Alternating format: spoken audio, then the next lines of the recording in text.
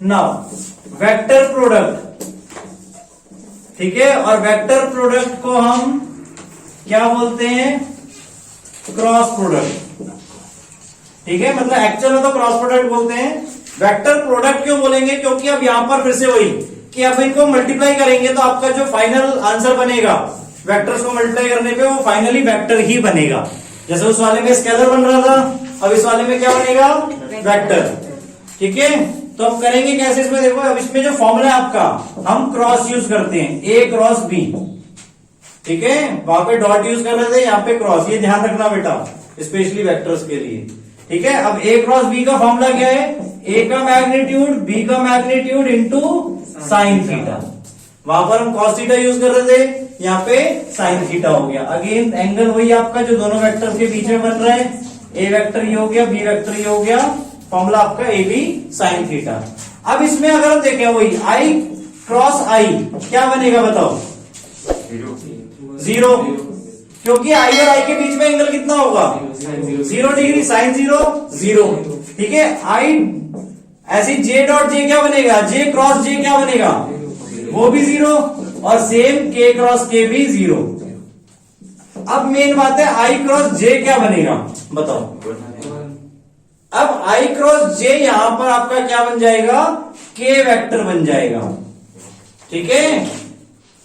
यहां पर अब हमारा right hand thumb rule use होगा कि आई जे के, आप अपने अकॉर्डिंगली आई जे के ऐसे मार्क कर लो, क्लियर। अब अगर आई जे को मल्टीप्लाई कर रहे हो तो के बनेगा, जे के को मल्टीप्लाई करोगे तो आई बनेगा, क्लियर। जे क्रॉस के करोगे तो आई कैप बनेगा, अगेन आगे के क्रॉस आई करोगे तो जे बनेगा, ठीक है। बट अगर अब देखो इसमें हमने क्या लिया? एंटी क्लॉकवाइज हम ले रहे हैं। अगर इसका उल्टा चले तो यहां पे नेगेटिव हो जाएगा। जैसे हमने बात की भी है कि अगर वेक्टर को हम अपोजिट साइड से डिनोट कर रहे हैं तो उसका मैग्नीट्यूड अपोजिट हो जाएगा, यानी कि जे क्रॉस आई करोगे तो माइनस के कैप बनेगा, क्लियर। सिमिलरली के क्रॉस जे कैप करोगे तो माइनस आई कैप बनेगा, आई क्रॉस के कैप करोगे तो माइनस जे कैप होगा। क्लियर आया यहां तक समझ में बेटा? यानी एक तो आई जे के नॉर्मल हो गया, अगर आप इसको उल्टा जा रहे हो, क्लियर, तो माइनस में आपके बनेंगे। मतलब आई क्रॉस जे सीधी डायरेक्शन है, आई क्रॉस के कर रहे हो अपोजिट डायरेक्शन में तो माइनस जे कैप बनेगा। वेक्टर तीसरा वाला ही बनेगा, बस प्लस और माइनस का आपको ध्यान रखना है, क्लियर। अब इसको हमें सॉल्व कैसे करना है? सपोज आपके पास ए वेक्टर है x1 आई कैप प्लस y1 जे कैप प्लस z1 के कैप, और बी वेक्टर है आपके पास x2 आई कैप प्लस y2 जे कैप प्लस z2 के कैप। तो अब अगर आपको ए क्रॉस बी करना है तो उसके लिए मेथड क्या है आपके पास?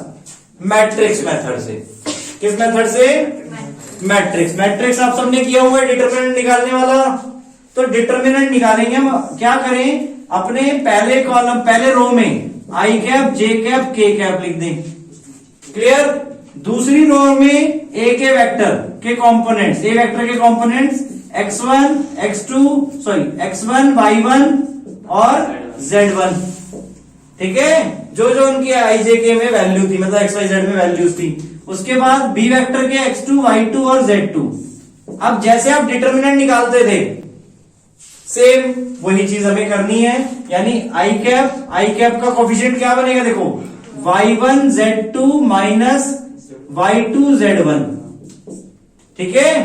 उसके बाद माइनस के कैप, सेकेंड वाले में माइनस यूज करते थे हम, के कैप के लिए सॉरी जे cap x1 z2 minus x2 z1, और आगे प्लस के कैप क्या बनेगा उसके लिए? x1 y2 minus x2 y1, clear. तो ये आंसर आपका बन जाएगा x1 x2 y1 y2 z1 z2। तो आपके प्योर नंबर्स भी होंगे, तो सिंपली आपका नंबर्स भी आ जाएगा। और फाइनल आंसर देखो आई कैप जे कैप के कैप में, मतलब आपका ये क्या बन गया?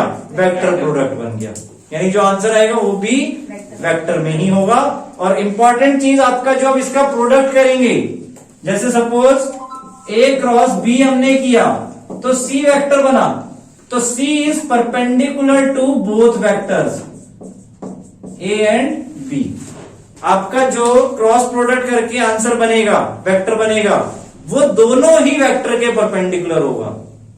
इसको आप 3 डायमेंशनल के बेसिस पे सोच सकते हो कि जैसे कॉर्नर पर अगर आप देखो तो लेंथ, ब्रेड्थ और हाइट तीनों क्या है, आपस में परपेंडिकुलर है। यानी अगर हाइट को हम देखें तो लेंथ और ब्रेड्थ दोनों के ही परपेंडिकुलर है। क्लियर? तो जो हमारा क्रॉस प्रोडक्ट करने पे जो फाइनल वेक्टर बन रहा है वो उन दोनों वेक्टर्स के आपस में परपेंडिकुलर होगा। अब वो दोनों आपस में हो ना हो वो अलग बात है। क्लियर? बट जो आपका क्रॉस प्रोडक्ट करके जो फाइनल वेक्टर बन रहा है वो दोनों वेक्टर्स के परपेंडिकुलर होगा। क्लियर हुआ? और इसमें फर्दर एंगल निकालने का तो नहीं। अब अगर आप इसको वही, अब साइन की वैल्यू 0 कब होती है? 0 पे। अब अगर आप सेम वेक्टर्स को मल्टीप्लाई कर रहे हो यानी क्रॉस प्रोडक्ट कर रहे हो सेम वेक्टर्स का, तो क्या हो जाएगा? 0। क्लियर? a क्रॉस a 0 हो जाएगा। ठीक है? साइन थीटा की भी वैल्यू अगर आपको निकालनी है, वैसे जनरली हम जो थीटा निकालते हैं वेक्टर्स के बीच में वो डॉट प्रोडक्ट से निकालते हैं, क्योंकि डॉट प्रोडक्ट निकालना मच इजियर है क्रॉस प्रोडक्ट से। ठीक है? बट कभी आपको अगर क्रॉस प्रोडक्ट दिया भी हुआ है तो साइन थीटा निकालना है तो उसका फॉर्मूला क्या हो गया? a क्रॉस b का मैग्नीट्यूड। ध्यान से देखो, a क्रॉस b किया हमने, ये तो वेक्टर में आ रहा है, तो हमें एंगल निकालना है। एंगल तो प्योर नंबर में आना चाहिए, तो हम क्या करेंगे? इसका मैग्नीट्यूड लेंगे। a क्रॉस b का मैग्नीट्यूड डिवाइडेड बाय a का मैग्नीट्यूड, b का मैग्नीट्यूड। यानी इसी फॉर्मूले से जो हमने बनाया, देखो a क्रॉस b का हमें मैग्नीट्यूड लेना है। ठीक है? यहां पर भी इवन मैग्नीट्यूड ही निकलेगा आपका। क्लियर? अब इसमें 2 फॉर्मूले आपके और हैं। एक तो एरिया ऑफ ट्राइंगल निकालने के लिए यूज कर सकते हैं हम इसे, और एरिया ऑफ पैरेललोग्राम निकालने के लिए। तो ध्यान से देखो, एरिया ऑफ ट्राइंगल निकालने के लिए क्या है कि सपोज ये ट्राइंगल है आपके पास, तो आपके कोई भी 2 एडजेसेंट साइड्स आपके पास होनी चाहिए। क्लियर? कोई भी 2 एडजेसेंट साइड्स आपके पास हैं तो आपको क्या करना है? उनका क्रॉस प्रोडक्ट करना है और हाफ कर देना है। तो एरिया ऑफ ट्राइंगल का फॉर्मूला क्या बनेगा? Half cross product of A and B vector. Clear? Similarly as parallelograms में, पैरेललोग्राम में आपके पास एडजेसेंट साइड्स के 2 वेक्टर्स हैं। ठीक है? ये ध्यान रखना, वेक्टर्स होने चाहिए एडजेसेंट साइड्स के, वर्टिसेस के नहीं। अगर वर्टिसेस हैं तो उससे साइड के वेक्टर बनाओ। ठीक है? जैसे उस राइट एंगल ट्राइंगल वाले में हमने बनाए थे। क्लियर? तो वर्टिस वेक्टर बनाने में साइड्स के, एडजेसेंट साइड्स के। देखो ट्राइंगल में तो किसी भी 2 साइड के बनाओगे वो ऑलवेज एडजेसेंट रहेंगी।